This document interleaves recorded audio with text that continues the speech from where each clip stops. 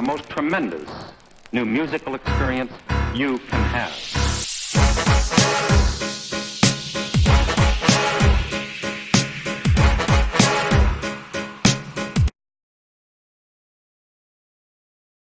Hey yo, what's up y'all? It's Logan, and I'm here bringing you this newest review to this Eminem album called Music to Be Murdered By.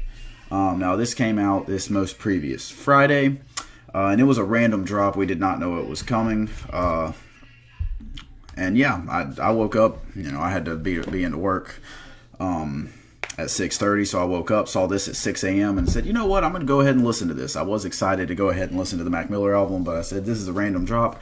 Let me go ahead and listen to this. And let me say, that was a mistake. I regret not listening to the Mac Miller album first. One, because that would have been better to listen to in the morning anyways, just ease my way into the day. But two, the Mac album was just better. And I don't mean to go ahead and talk trash about this album, because it isn't inherently bad by any means, but it just was nowhere near as good as that Mac album. That Mac album being really freaking good. Just a little bit of background on this one. Of course, obviously, y'all know I'm an Eminem fan. I think his 3-album run from Slim Shady LP through the Eminem Show is one of the greatest 3-album runs ever. Encore kind of disappointed. Relapse is a personal favorite. Recovery's good. Marshall Mathers LP2, I love that one. Then Revival was absolutely horrible. Kamikaze was a step up, but still not great. And this one kind of follows suit with Kamikaze in a sense. So yeah, some songs are good, some songs are not. This is about, I believe, 20 tracks long, some of them being skits, and skits are rather dumb. They're just Alfred Hitchcock kind of talking throughout, because it has an Alfred Hitchcock kind of theme going on throughout the entire project. But overall, about 20 tracks long, a little bit over an hour long, so it does get a little bit lengthy at times, and so that's why I say some of the songs are good, some aren't. And that's the problem. Some of them could be cut, but we'll talk about that more later. Runs into a lot of the same problems that you see on most previous Eminem problems, where he just gets to this choppy flow. He starts rapping fast randomly, which, again, is still entertaining, but at this point, it's not enough to make me say, wow, he's still a good rapper like it was back in 2013 on Rap God. Still some corny lines, same old formula. Of course, some having really good messages all throughout, but overall, still runs into a lot of the same problems. And I think this album definitely would have benefited from being the same length as Kamikaze, especially if he cuts the correct tracks off of it. Of course, Kamikaze had the same problem of having some tracks that could have just totally been skipped, and even shortening that a little bit. But, overall, let's just go ahead and get into it. I'm going to kind of do a track by track, just saying a little bit about some tracks, not really anything about some tracks, but I'll have a little bit to say about most tracks. So first off, it opens up with the Premonition, and if I've ever heard an intro to an Eminem album being more indicative, or more like just exactly what you expect from an Eminem album, if you read the genius lyrics for this, it literally says, like, women being murdered, Eminem says, yeah. Like that, I feel like that's just how every Eminem album should start, because that's how it feels like they do start. But anyways, this one kind of feels like a follow-up to Kamikaze, where he's still kind of attacking mumble rap. But less than that, and he definitely does not do that throughout this entire project, but even more than that, really, he comments more on his career and its longevity, giving shout outs to people like Jay-Z and artists like that who have just kept on going. And again, it's a slightly different approach from Kamikaze. I really did enjoy this track. I thought he was doing some good rapping on here, and like I said, talking about his longevity and how he's had to change up things to keep people interested, even though, honestly, people have lost more and more interest as he's gone along. Let's see, beyond that, the next track, Unaccommodating. This one features Young M.A., which I thought was the most random feature he could have gotten. I was not a big fan of her album last year, and I was not a big fan of her feature on here, although listening to it more, it does get better. Still nothing special. She's very offbeat, very unenthusiastic. Nothing that really... This is not a verse that's going to make me say, you know what, she actually does have a future. I didn't really care for it. Eminem, he goes in with some corny bars. This is a hard skip of a track. It's okay upon more listens, but still nothing about it makes me say I want to go back to this track a lot. So, this one really set the tone for me right away, saying, okay, I guess this is the album that finally breaks my hope of Eminem putting out another good album. But following that track up is You Gonna Learn, featuring Royce 5'9" and White Gold on the hook. The hook is good. And Royce's verse is absolutely great. I love everything that Royce da 5'9" does, and he's the only artist that I can definitely say has gotten literally better with every album he's put out. Of course, with Book of Ryan being his best to date, and I cannot wait for the Allegory to come out, I believe, this coming weekend. I just cannot wait for that. So, regardless of that, like I said, he has a very good feature on here, and he does appear on other songs, but I love this. And Royce honestly washes M here. Not saying that M was bad, but his voice is his verse is just much more coherent, has a better flow to it. Where Eminem again gets a little bit into choppy stuff. So good track, not so much a skip, but Eminem doesn't really show out. Next one I'm going to talk about, Those Kind of Nights. That features Ed Sheeran. Honestly, it sounds good. You know the two have good chemistry, but it's nothing new. It sounds like a lesser version of River. River, of course, being a song that I didn't love at first, but I do like Ed Sheeran, and so it grew on me eventually, and I ended up really enjoying the song and the message behind it to a degree. I mean, it's nothing new, but still. This one had nowhere near the message. It was very derivative. Let's see. The next one I'm going to talk about, Godzilla. This one's featuring Juice WRLD, and I thought that was probably the most interesting choice of a feature, at least in this first half. Of course, rest in peace, Juice WRLD, but all he does is lend in the hook, and it's a really good hook. I enjoy hearing his voice. He was always good for a good hook. And then Eminem has some good lines, some good bars in here, some corny lines too, but a lot of flow switches, some of them that actually work. And at the very end, I think I read that he broke the record for the fastest rapping ever again. And it was enjoyable to listen to, but again, I mean, it's nothing that's going to make me say, okay, this was a great track because of that. I did really enjoy the track though, and I plan on coming back to it. I thought it was a decent track that was rather enjoyable, even though it doesn't bring anything new to the game, and it's nothing that I haven't heard before. So following that up is the only single which dropped at the exact same time as this album, but he dropped a video for it called Darkness. I thought this track was pretty good, probably one of the better ones, if not the best one on the entire album. Very dark, very depressing, very sad. The first two verses are talking a lot about depression and just feeling like you're alone, literally saying, I don't want to be lonely in the darkness as the hook. Some of the better Eminem singing on this track, even though I'm not the biggest fan of his singing on hooks, but I just love the somber beat on this one, and the message that it sends. Again, the first two being about depression, and then the third verse being more about like gun control and stuff like that. As literally, this is, once you hear the third verse, you realize the first two verses were about a man going through depression, and the third verse, him deciding to go on a killing spree, literally detailing the events of the Las Vegas shooting. Very dark, but not in a way of like Eminem like picking fun at these events, but actually bringing more conversation to these events. I thought this was a very good and very deep track with a great idea that is rather unique, I would say. I did really enjoy that track. Following that, another feature, Skylar Grace on Leaving Heaven. She sings good, of course. These two have good chemistry, but again, it's nothing like... It's nothing new from them two. It's kind of what you would expect from them two coming together again. Just again, not bringing anything new, very derivative.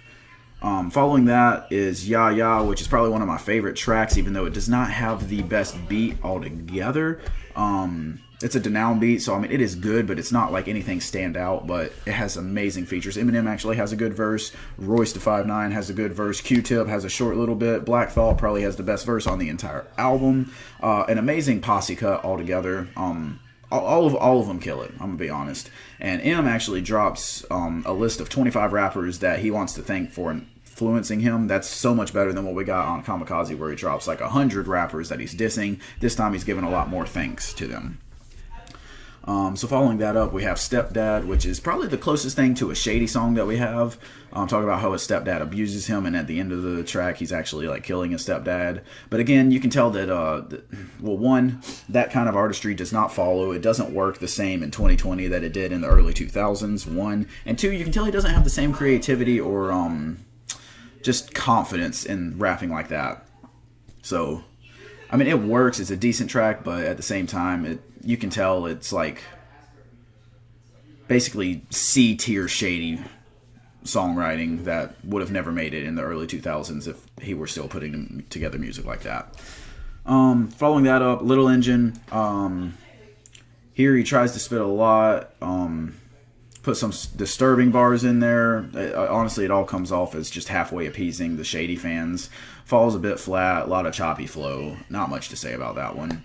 Lock It Up, I don't have much to say other than the fact that it features Anderson .Paak. They have shown that they have good chemistry together in their previous working on Compton, Dre's album. I love Anderson .Paak. I think he's great on this track. Not too much to say about Eminem, but yeah. No Regrets. This was another one of the most surprising features. Don Toliver. Yeah, Don Toliver kills it on the hook. And even Eminem has decent bars. I mean, it's not a new sounding track, but it is good to hear him rapping over a beat like this that is actually really engaging, really good, especially considering what he's previously worked with on Revival and Kamikaze. And even here, he's kind of apologizing for going at Earl and Tyler, recognizing that they are actually good artists that he just went after on his last album, Kamikaze. And then the last track that I'm really going to talk about is I Will, which has great features from Slaughterhouse, minus Joe Budden for obvious reasons, but Joel Ortiz, Royce, King Crooked, all of them come back. Good boom bap beat, old school sound. Really enjoyed this track, really enjoyed the bars all throughout on it. And like I said, that's the last track I'm really going to mention. Other than that, I'm just going to throw out some that I think should have been cut. And some of the ones that I talked about should have been cut too, like Unaccommodating, those kind of nights. But specifically, all these failed relationship ones that we've come to expect. I feel like Eminem saw the success that he got from Love the Way You Lie. And decided, I'm just going to try to make like 5 of these on every single album and one of them will blow up. But here's the thing. None of them are ever going to be as good as Love the Way You Lie. They're all very derivative, and they're all like, none of them have amazing beats. Love the Way You Lie actually had a good beat, an amazing feature by Rihanna. These just don't work. So I'm just going to name them, and you're going to know they're the failed relationship songs. So In Too Deep, let's see, Never Love Again, Farewell. And I'm just going to throw out, I didn't care for the song Marsh either. That one could have been cut. Other tracks that could have been cut, probably Little Engine. Honestly, Stepdad. Leaving Heaven probably could have been cut. Yeah, so those are the main tracks. There are probably more that could be cut, but those are the main ones. And now just to end up, before I go into my conclusion and rating, just a couple of bad lines that I saw. So one, I'm still fly as your zipper. I mean, that's just the corny Eminem lines that we've come to expect at this point. Ever since, the Revival and On days. Like, I feel like MMLP2 had those, but just not as bad. Now it's gotten really bad. Let's see. Call Us Liquid Plumber, because even the Drano, of course, talking about Dr. Dre, that's just corny as it gets. Like a Liar's Pants, I'm on Fire. I mean, that's the whitest thing I've ever heard, man. On one of the failed love tracks, he literally says, "Want to take it back, guess I'm trying to unscrew you." I thought that was just corny and cringy as it can get. And then finally, Call Us Long John Silver's, because we selfish. Like, selfish, yeah.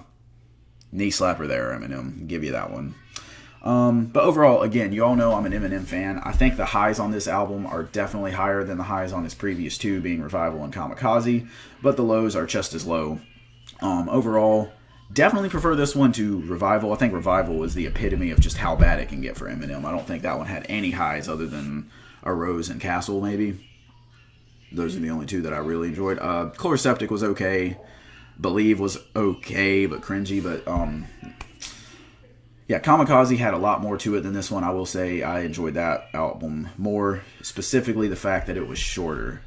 I think this one could have benefited a lot more from being shorter. If it was shorter and he cut the tracks that I said, kept the strong tracks, cut it back to like 30, maybe even 20 minutes long, this could have been a solid, 7.5 out of 10.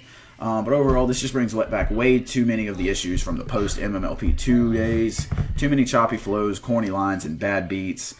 This does have some of his better beats that I've seen. Honestly, MMLP2 didn't have the best beats, but I still consider that a personal classic.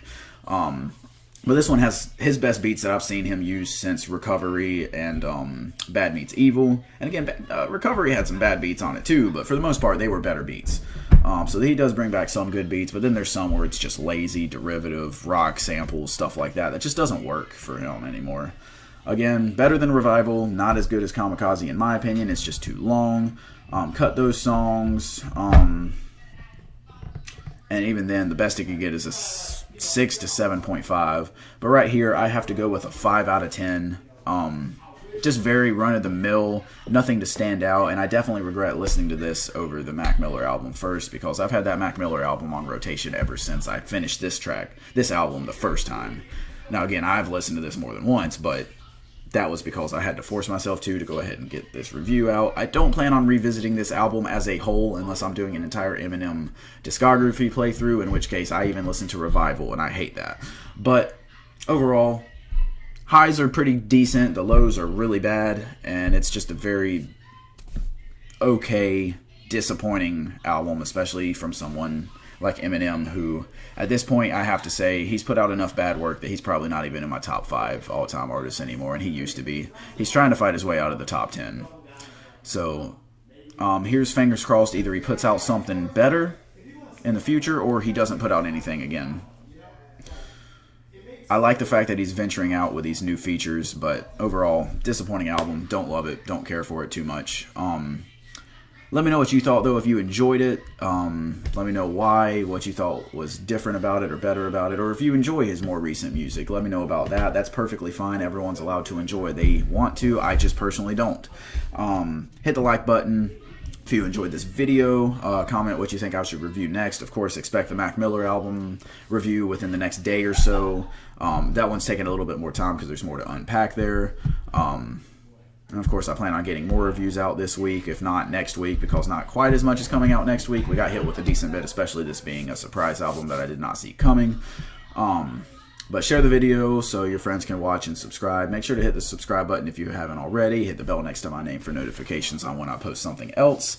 And I will be hitting y'all up later with another review. Peace, y'all.